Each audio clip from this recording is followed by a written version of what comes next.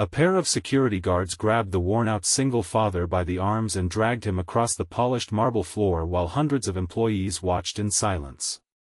His little daughter cried out, reaching for his hand, but no one stepped forward to help. Then, in one breathtaking moment, the frightened child pointed toward a massive wooden door at the end of the executive hallway.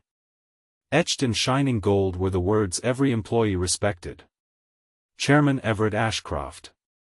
The guards froze as the desperate father slowly lifted his head, and every face in the room turned pale. The man they had just called useless carried the very same name. Before we continue this unforgettable journey, if you believe kindness is stronger than pride, forgiveness is greater than revenge, and every person deserves a second chance, please like this video, leave a comment telling us where you're watching from, share this story with someone you care about, and subscribe to our channel so our community can continue sharing stories filled with hope. Everett Ashcroft had never looked like a powerful man. At 39, he wore faded jeans, an old denim jacket with a stitched elbow, and boots that had survived years of construction sites, warehouse floors, and delivery routes. The only expensive thing he owned was the smile he gave his 7-year-old daughter, Hazel. Ever since his wife, Clara, lost her battle with a rare illness 3 years earlier, Everett had devoted every waking moment to raising Hazel. Every job he accepted was measured by one simple question: would it allow him to be home when Hazel needed her father? Unknown to almost everyone, Everett had spent the previous decade quietly building one of the country's fastest-growing manufacturing companies. When the company became publicly traded, he had shocked investors by stepping away from daily leadership after disagreements over the company's culture.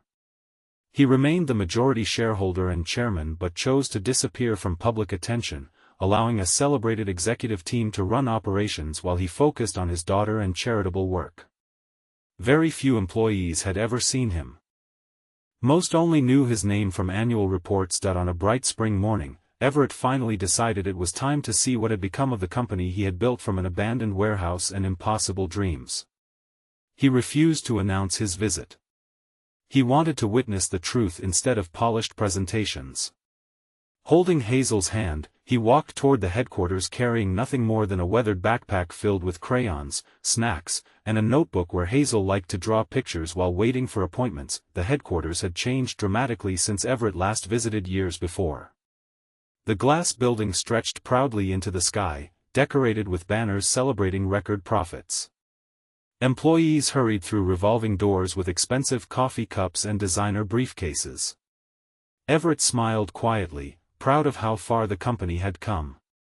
He believed success meant creating opportunity for thousands of families. The smile slowly disappeared the moment he entered the lobby. A receptionist barely looked up before dismissing him with obvious irritation. She assumed he had wandered into the wrong building. When Everett politely explained that he wanted to visit the executive floor, several nearby employees laughed softly. One whispered that the homeless shelter was several blocks away. Another suggested he fill out an online job application instead of wasting everyone's time. Hazel squeezed her father's hand tighter. She had learned after losing her mother that adults could sometimes be surprisingly cruel. Everett remained calm. Years of hardship had taught him that anger rarely solved anything. He simply requested that someone inform the executive office that Everett Ashcroft had arrived. The request created even louder laughter. Someone sarcastically replied that they were the Queen of England. Another employee joked that next a janitor would claim to own the company. The receptionist finally called security. Within minutes, 2 large guards approached. They were not bad men. They simply believed they were protecting the building from someone pretending to be important. Everett explained himself once more without raising his voice. The guards refused to listen. Company policy required removing unauthorized visitors. Hazel began crying as the guards took hold of her father's arms. Several employees recorded the scene on their phones. No1 asked whether the quiet father might be telling the truth. No1 wondered why he remained so calm. As they escorted him toward the exit, Hazel suddenly noticed a familiar family crest carved into the executive hallway doors. She had seen the same crest on old photo albums at home. Innocently pointing toward the largest office, she shouted that her daddy's name was on that door. The hallway became silent. One guard looked back. The polished plaque indeed read Chairman Everett Ashcroft. confused whispers spread across the lobby. The guards released Everett immediately. Before anyone could speak, the elevator doors opened. Out stepped Eleanor Whitmore, an 80-year-old board member who had worked beside Everett from the company's first day. The moment she saw him standing beside his frightened daughter, she rushed forward with tears filling her eyes. She embraced him without hesitation. The entire lobby watched in stunned silence as the respected director apologized repeatedly for what had happened. The employees' expressions transformed from amusement into disbelief. The company's founder had been standing before them all along. The current chief executive, Preston Hale, arrived moments later after receiving an urgent phone call. He greeted Everett warmly, but his confident smile slowly faded as he realized why everyone had gathered in the lobby. Everett looked around without anger. He simply noticed frightened faces, embarrassed managers, and employees avoiding eye contact. What hurt him most was not the insults. It was how ordinary they had become. That he remembered building the company around one promise: every person would be treated with dignity, whether someone cleaned the floors or signed million-dollar contracts. Everyone deserved respect. Somewhere along the way, that promise had disappeared. Instead of publicly humiliating anyone, Everett quietly requested that everyone gather in the daytime auditorium. Thousands of employees assembled, expecting dramatic firings. Instead, Everett walked onto the stage holding Hazel's hand. He spoke about his first office, where rain leaked through the ceiling and the payroll account often contained less money than his own wallet. He reminded everyone that nearly every successful person had once looked ordinary. Expensive suits never created character. Titles never measured kindness. Wealth could disappear overnight, but compassion remained priceless. He then surprised everyone by inviting the two security guards onto the stage. The men looked terrified. To their astonishment, Everett thanked them. They had followed instructions and protected the building as they understood their responsibility. Their mistake was not asking one more question. Their mistake was forgetting that respect costs nothing. He encouraged everyone to learn from the moment instead of living in shame. The applause that followed felt different. It was quieter, more thoughtful. Then Everett asked the receptionist to join him. She approached with tears running down her face. Before she could speak, she admitted she judged people by their appearance every day without realizing it.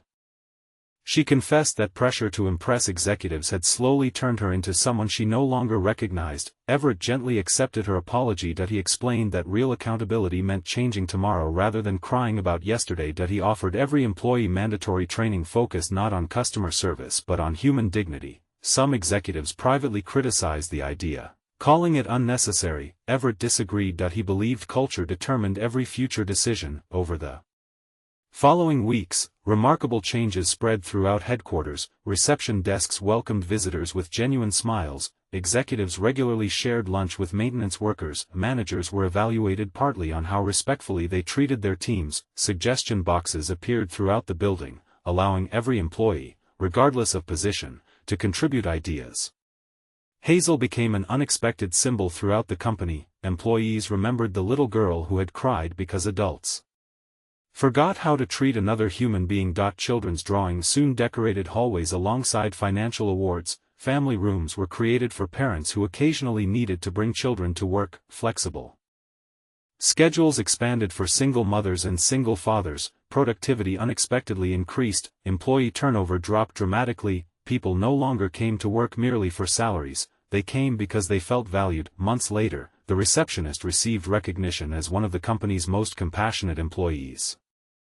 She personally greeted every visitor, regardless of appearance, with the same warmth she would offer the chairman himself. The security guards also became respected mentors for new recruits, teaching that professionalism included patience, observation, and kindness alongside safety. One sunny afternoon, Everett stood outside headquarters with Hazel watching employees laugh together during a family picnic hosted on the company lawn. Hazel asked whether he was still sad about what happened that day. Everett smiled gently. Pain, he realized, could become purpose if someone chose compassion instead of revenge. His greatest victory was never becoming chairman. It was rebuilding a place where no child would again watch a parent humiliated simply because they looked ordinary. Before we reach the end of this story, we'd love to hear from you. Please leave a meaningful comment telling us whether you believe people should be judged by their appearance or by the kindness they show every single day. Your words may encourage someone who needs hope right now. As the afternoon sun bathed the headquarters in warm golden light, Everett looked at the company he had built and the people who now understood its true foundation. Buildings could be purchased. Businesses could be expanded. Profits could rise and fall. But respect, humility, and compassion were the only investments that never lost their value.